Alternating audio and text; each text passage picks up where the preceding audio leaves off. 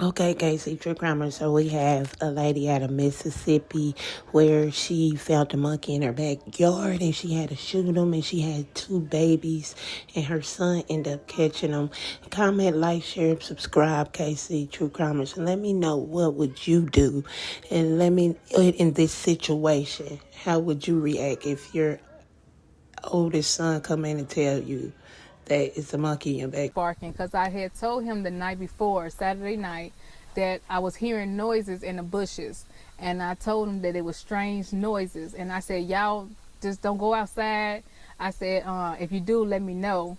So I guess he was alert and he was aware about the noises. So when he heard the dogs barking, he looked out the window and he called me and said, "Ma, the dog's outside barking at something."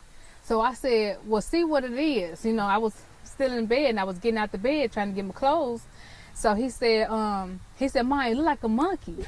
So I said, "Well, to go," I said, "record it." I said, "Make sure, because, you know, so we could have proof of it, that it was in our yard." Because I didn't know if it was just running past or, you know, leaving or whatever. So he said, "I can't get a clear shot." He said, "But it's the monkey."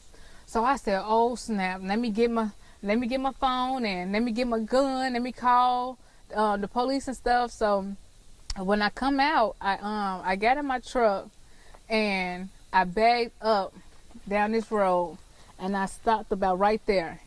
And he was on top of that bin right there, and he left from that bin and went and jumped on the railing of that porch. And I sat in my truck, and when I got out, I said, okay, you know, do I sit here and wait for it to run away, run to somebody else's yard? You know, I have a 3-year-old, and, you know, what if it come back out, you know, hide in the woods and come back out and try to attack her later on?